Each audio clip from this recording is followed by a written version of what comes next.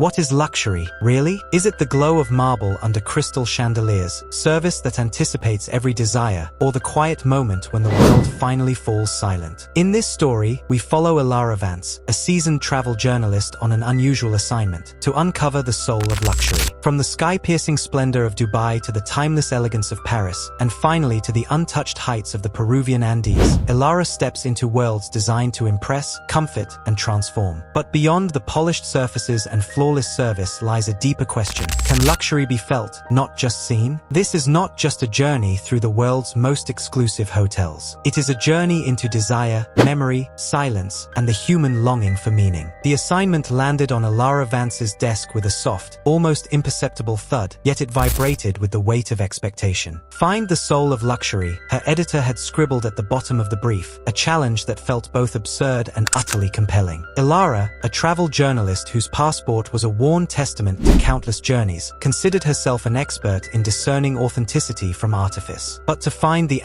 soul amidst the polished marble and gilded fixtures of the world's most opulent hotels, that was a different kind of expedition. Her first destination was the Grand Al Mirage, a crystalline marvel piercing the Dubai skyline. From the moment the Rolls-Royce Phantom purred to a halt at the grand entrance, every detail was orchestrated to overwhelm. The lobby was a cathedral of light and space, an indoor fountain spiraling several stories high, shimmering with iridescent mosaic tiles. Her suite, the size of a small museum wing, boasted panoramic views of the Arabian Gulf. A private butler, discreet and anticipatory, seemed to materialize out of thin air, offering a pillow menu, a bespoke fragrance selection, and a bath drawn with essential oils tailored to her mood, all before she'd even had a chance to ask for anything. The smart glass walls shifted from transparent to opaque with a whisper, the lighting system learned her preferences, and the minibar contained vintage champagne alongside artisanal chocolate made exclusively for the hotel. She dined on caviar hand-harvested from sturgeon in the Caspian Sea, flown in fresh that morning, served on porcelain so thin it felt like spun air. Everything was seamless, extravagant, impossibly perfect. Yet, amidst the dazzling display, Elara felt a peculiar detachment. It was beautiful, undeniably, but did it have a soul, or merely a dazzling, high-tech pulse? It was when the butler, Ahmed, silently replaced a wilting rose in a vase without a word, anticipating her unspoken thought that it slightly marred the perfection, that a sliver of something genuine pierced through the grandeur. A human touch, however subtle, in a world of automated perfection. Next, Paris beckoned with a different kind of allure. The Belle Epoque Grand, nestled discreetly behind iron gates off Avenue Montaigne, exuded history from its very stones. Here, luxury was not shouted but whispered, a rich tapestry woven with generations of tradition. Her suite, overlooking the Seine and the glittering Eiffel Tower, was furnished with antiques that had once graced the homes of royalty. The silk wallpaper, painstakingly hand-painted, depicted pastoral scenes, and the heavy velvet drapes pooled on floors of perfectly preserved herringbone parquet. There were no smart screens here, no futuristic gadgets, only timeless elegance. The scent of old leather and fine wood mingled with the subtle perfume of freshly cut lilies. The concierge, a man with silver hair and eyes that held the wisdom of decades, remembered her name upon their second meeting and knew her preference for Earl Grey tea before her morning walk. He recommended a small, unmarked atelier for a custom-made silk scarf and secured a last-minute reservation at a notoriously exclusive restaurant as if it were a simple favor. Dining in the hotel's Michelin-starred restaurant felt less like a meal and more like a performance, each dish a delicate ballet of flavors presented with quiet reverence. Elara found herself enchanted by the stories held within the walls, the quiet hum of history that resonated deeper than any technological marvel. This was luxury born of legacy, of meticulous curation, a sense of belonging to something enduring. She saw a flicker of soul in the enduring dedication of its staff, many of whom had served for decades, upholding an unspoken pact of excellence. Her final destination was a stark departure from the urban grandeur, the skyborne sanctuary, a collection of glass and wood pods clinging to a remote cliff face in the Peruvian Andes. Getting there involved a private plane, a rugged jeep, and finally, a cable car ride over a cloud-draped chasm. This was luxury redefined by isolation and immersion. Each pod, utterly private, offered an unobstructed view of the ancient peaks and a vast, star-dusted sky. There was no butler, no concierge in the traditional sense. Instead, a dedicated nature guide met her, a woman named Anna whose knowledge of the local flora, fauna, and indigenous culture was profound. Her meals, prepared by a local chef, were exquisite plant-based creations using ingredients sourced directly from the Andean terraces below. The true luxury here was the silence, broken only by the whisper whisper of the wind, the distant cry of a hawk, and the crackle of a fire pit on her private deck. Elara spent her days hiking ancient Inca trails, learning about medicinal herbs, and practicing yoga at sunrise as condors circled high above. In the evenings, she would stargaze, wrapped in a hand-woven alpaca blanket, feeling a profound sense of connection to the earth and the vastness of the universe. The hot tub, carved into the cliff face, offered views that stole her breath and cleansed her mind. There were no golden faucets or crystal chandeliers, just the pure, raw beauty of nature, framed and presented with exquisite care. Here, Elara felt the soul of luxury most vibrantly. It was the gift of true escape, of peace, of rediscovering herself in a world that insisted on constant connectivity. It was the deliberate absence of everything superfluous, leaving only what truly mattered. Back in her city apartment, Elara stared at the blank screen of her laptop, the hum of the air conditioning a stark contrast to the Andean wind. The assignment, initially a formidable challenge, now felt like a profound journey. The Grand Almirage had offered the pinnacle of anticipatory service and technological marvel, a dream of unburdened existence. The Belle Epoque Grand had whispered tales of timeless elegance, a connection to history and enduring beauty. And the Skyborn Sanctuary had delivered profound tranquility, a luxurious stripping away of the unnecessary to reveal the essential. The soul of luxury, she realized, wasn't a single entity. It was a kaleidoscope, shifting and adapting to the deepest desires of the individual. For some, it was power and spectacle. For others, tradition and refinement. And for a select few, it was pure, unadulterated peace and a connection to the wild. Each hotel, in its own magnificent way, had mirrored and fulfilled an unspoken yearning. It was about creating an experience so perfectly tailored, so utterly comprehensive, that it transcended mere service and became a memory etched into the very core of one's being. She began to type, the words flowing effortlessly now, weaving a narrative that went beyond star ratings and amenity lists. She wrote about Ahmed's silent rose, the concierge's knowing smile, Anna's shared wisdom. She wrote about how true luxury wasn't just about what money could buy, but about what it could